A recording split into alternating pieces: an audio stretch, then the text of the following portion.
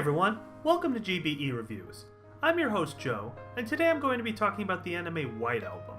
You're probably thinking, oh yeah, White Album 2, I love that anime, it was great.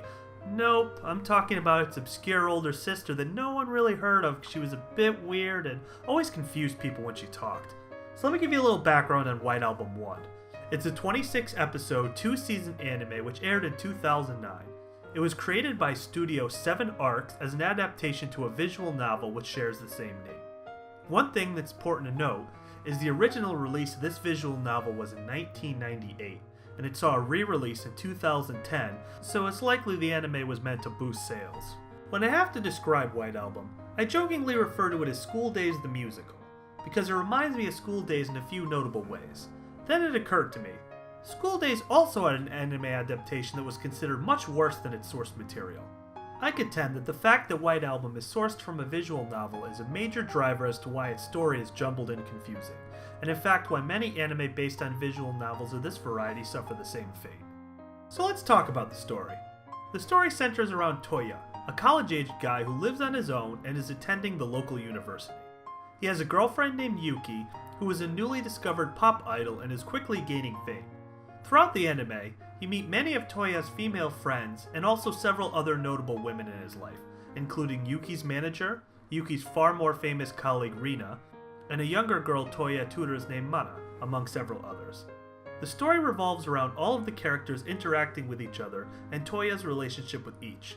There are a couple of other main drivers that also impact the story, such as Toya having a rough relationship with his father, Yuki becoming busy and having less and less time to see Toya, Rina having an odd relationship with her older brother who owns her and Yuki's production company, Yuki's manager wanting to drive Yuki's success and keep Toya away from her, Toya getting a job as Rina's manager and personal assistant, and Toya's friend Akira having a crush on one of his female friends and not having the courage to ask her out. So here's the problem with the story. It is really complicated and jumbled, and I always got the impression more was happening behind the scenes that I personally struggled to understand. It often felt like you were watching through a hazy lens and it was difficult to make everything out. The anime took the odd storytelling path of allowing all the characters to have robust backstories that unfolded very slowly, and this definitely added to the confusion. In fact, you don't really get a good understanding of the character motivations until the last 3 or 4 episodes when everything kind of comes together and starts to make sense. I will say that not everything is resolved, but you mostly get a good idea of why most of the characters act the way they do, even if you still think they're mostly douchey by the end. As for the ending, I don't want to spoil it, but I will say that it makes complete sense given the visual novel source. So back to the visual novel aspect for a second. Normally in a visual novel, each of the women in Toya's life are broken apart into different routes, each of which has a different story.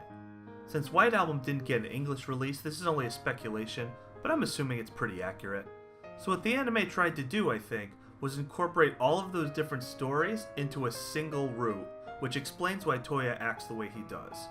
Now I'll admit the story is confusing and a bit jumbled, but once I remembered the source material it all made sense, and honestly this adaptation was quite good all things considered. Take the Tsukihime anime release, which was so bad the community jokes that it doesn't even exist. You know, I bet if I gave it a second watch, a lot of things would clear up and make more sense. Of course, I'm not justifying that. A lot of anime are only worth a single watch, so I don't think you should have to watch it over again to really understand, especially because of the way they chose to tell the story and how everything's backloaded. I think that was definitely a flaw, don't get me wrong. Alright, so let's talk about the art. The art in this story is solid. The characters look nice, the art style is more realistic in nature, and it looks solid when compared to other anime released around the same time. Alright, so how's the soundtrack? I think the soundtrack to White Album is really good if you like the J-pop type music. A good deal of the songs in the OST are literally sung in the anime by Yuki Arina, and if you enjoy that type of music, I think they're done well. Here are a few clips to give you an idea of the kind of songs you'll hear.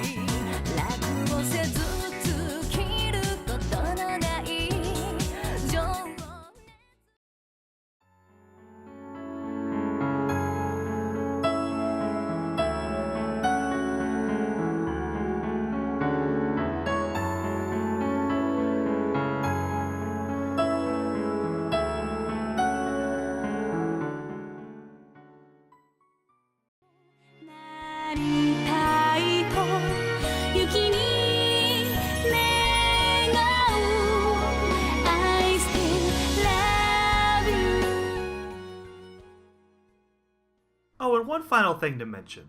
This anime takes place in the mid-80s, so you don't have a lot of the technology that exists today. Cell phones didn't exist, and neither did the internet. I think the story would have turned out extremely differently in the modern era, and it's cool to look at how life was in the 80s for those of you who weren't born then. Alright, so let's answer the most important question. Should you watch this anime? Okay, the kind of people who would like White Album, aka the good. Do you like anime with a truly harem feel, where MC has many women in love with him? Do you enjoy a slowly unfolding story with a big reveal at the end that leaves you with an aha type moment? Are you a fan of realistic character development mostly focused around raw emotions? Are you interested in pop idols and curious about their lifestyle? Alright, so the kind of people who would dislike White Album, aka the bad. Do you dislike characters who make immoral or unethical choices? Do you get easily frustrated with characters you have a hard time relating to? Do you dislike pop music and find anime with lots of music interludes boring? And do you prefer a nice romantic story without the harem element? So in summary, White Album is what I would consider a unique anime. I'm still not really sure whether it's brilliant or terrible, but I can definitely admit it's not for everybody. If you enjoy realistic and gritty characters who will make mistakes, and if you enjoy learning more about the kind of life of a J-pop idol, you might find this interesting. If you find confusing stories or asshole characters unappealing, I would just avoid this one. You'll only get frustrated and annoyed. One other thing, this anime definitely stalled me for a while. I had a hard time continuing several times, and often didn't like what I was watching. In fact, I really didn't like this anime much at all until I finished, and even then I had some doubts. So keep that in mind when you're deciding if you should watch as well. Well, that's pretty much it. Hopefully you found this review helpful. If so, click like and subscribe for more content just like this. Also, make sure to check out my OST reviews as well.